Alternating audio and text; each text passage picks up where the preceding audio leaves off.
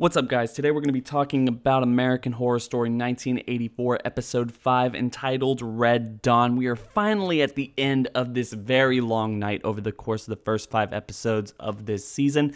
So, how did it shake out? Well, again, just like last week, there's not that much going on here. Seriously, one of the things about this entire season is that while each individual episode in the season as a whole has been relatively good, I think it's been probably one of the best ever since, maybe Freak Show, maybe Coven.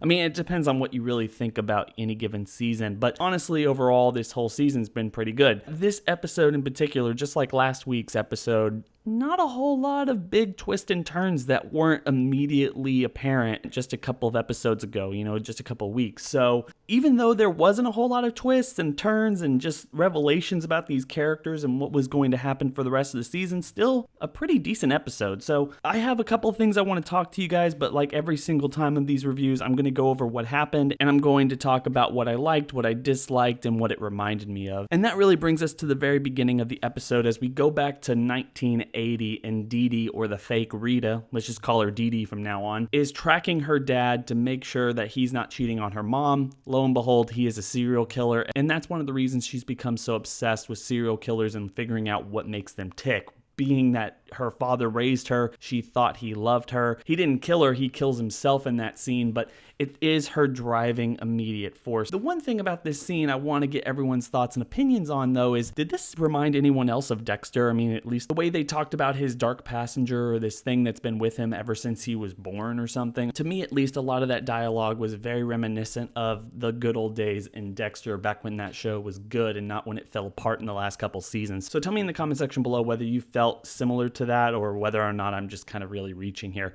Then we jump back to the modern day, or what was going on at the end of last episode, with the Night Stalker coming back to life and telling Dee Dee about the devil worship, the reason they all keep coming back to life. And really, the only thing I felt with this scene was it's really reminiscent of what we saw last season. And a lot of stuff that happened in this episode was really reminiscent of things that we've seen in previous seasons of American Horror Story. And I'm not entirely sure that's a bad thing. Obviously, as we're getting closer to the end of season 9 and even season 10, which could potentially be the last season of the entire series, and the promise that all of these things are deeply connected, they want to start putting those seeds there right now and connecting these things in a really big way. But at the same time, we just spent an entire season with the devil and all of his magic, what he's capable of, and why are we focusing on it so heavily now, especially with the way this episode ended and knowing that it's going to be a major part going forward, not just with the Night Stalker and Mr. Jingles at the end of the episode, but also the fact that Camp Redwood seems to be, as I've speculated before in other theory videos,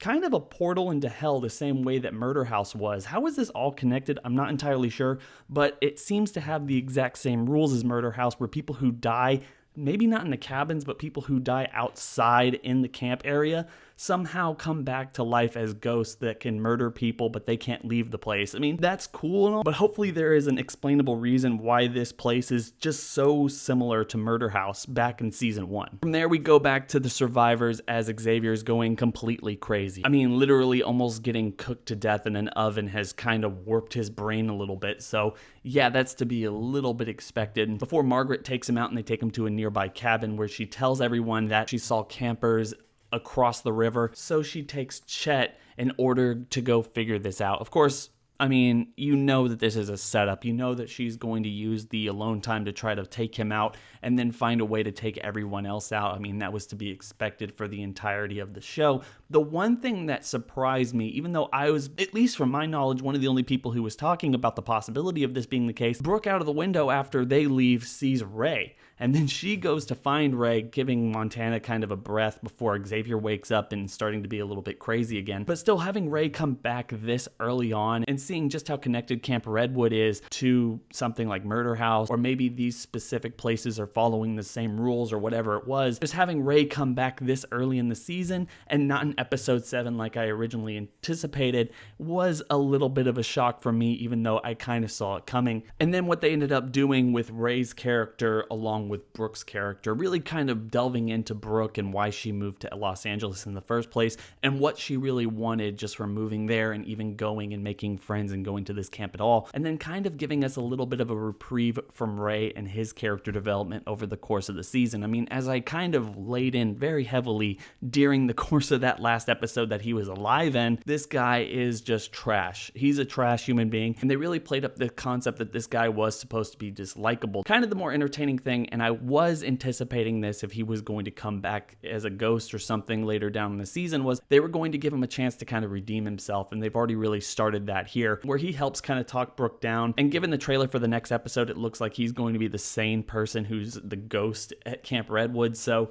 I really do expect a lot more from Ray going into the future of this season. To me, that's kind of nice, because literally that episode where he died, he was just such a dick, and I feel like I was a little bit too harsh on him in retrospect. Moving on to the scene between Chet and Margaret on the boat, this is something I mentioned in one of my last videos, and I got a couple comments about it, but I just wanted to kind of reiterate this. Gus Kenworthy is not an actor. I mean, I understand I've liked Chet as a character, but there's a reason why they've given him a lot of heroic things to do that don't require a whole lot of dialogue, and kind of given all the other characters a lot more to do and say around him as he just kind of sits in the background, because this guy cannot act. And this is one of the scenes where it's just like, oh my gosh, so much cringe, because he's definitely struggling to kind of capture whatever emotion that he was supposed to be portraying in that scene. And going back and watching it, it's like, I don't even know what he's supposed to be feeling. Like, is he supposed to be lethargic? Is he supposed to be comforting to Margaret, or whatever he's supposed to be doing there? It just comes off so flat and lifeless. And like I said, I like his character. I like what he's done. He's very heroic, and I don't think he's dead yet, given what we've seen. But at the same time, if there's ever a scene in this season that kind of makes Gus Kenworthy not look very worthy of being in AHS,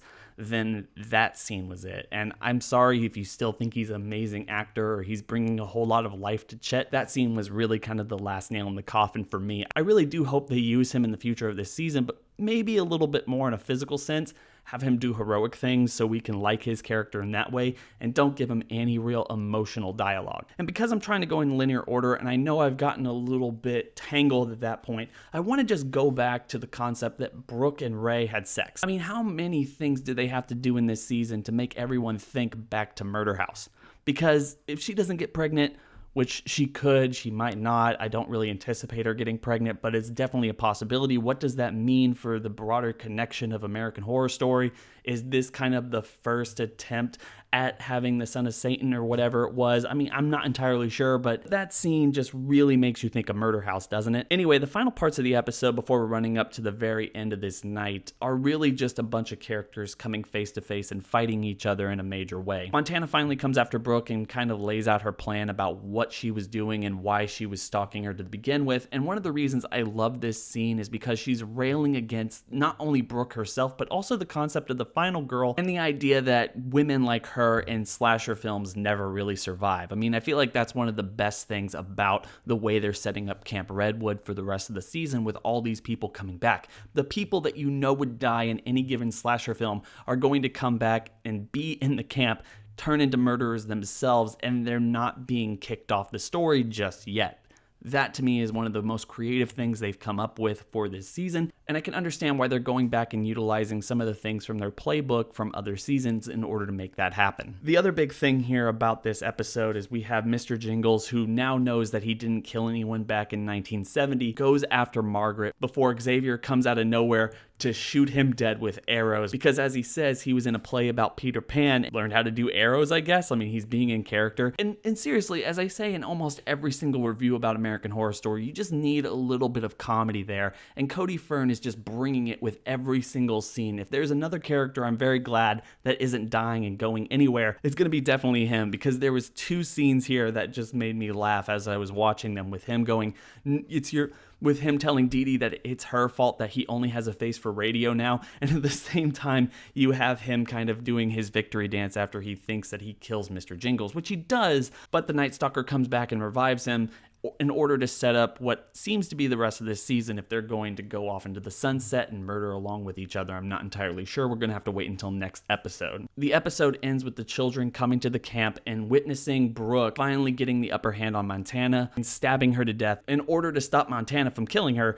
and she's framed. Margaret helps frame her, and that's pretty much where we're at right now. So just to kind of put this into perspective, some of the theories that I've been coming up with, I'm still not entirely sure that this isn't a movie with Madison Montgomery. In fact, that would be probably one of the bigger twists that they can do with this entire thing, although I'm not entirely sure that's what they're going to be doing at this point. And as I did already make that video about Ray being back alive, I was kind of right. I thought he would be back in episode 7, but in fact, he was back in episode 5, so that kind of worked out. And then we also have the concept of a time skip. Now, it does look from the events of this episode, them going away from Camp Redwood, Brooke being arrested and possibly not in next episode. We're not entirely sure. It does look like we're going to be getting a time skip sometime later down the line in 1984. It would be kind of cool to see a summer camp in a winter setting. Of course, they're in LA or at least close to it, so maybe that's not really going to be that big of a deal. I don't know what winters are really like in California, so I don't know what winters are like there, so tell me in the comment section. But yeah, a lot of these things are kind of coming true, or at least look like they're possible. So even though that's the case, I really have to say that this season has been good. I mean, you can see everything coming almost from a mile away, but that doesn't make it not entertaining. And that's one of the best things about this season, is it's not getting wrapped up in trying to do a lot of twists and turns or tell a whole big story like last season, or try to be overly real and dark like Cult or anything like that. It's just kind of going with the flow, and it feels like you're watching a slasher film. It feels like this whole thing is just kind of trying to deconstruct it, but also staying very true to what made 80s slasher films and some of the stuff that we grew up with and loved so dearly. So yeah, I'm enjoying it thus far, and I hope everyone else is enjoying it too. Don't forget to like, comment, and subscribe. Hit that bell over by the subscriber button to notify you every single time I upload. It's been real.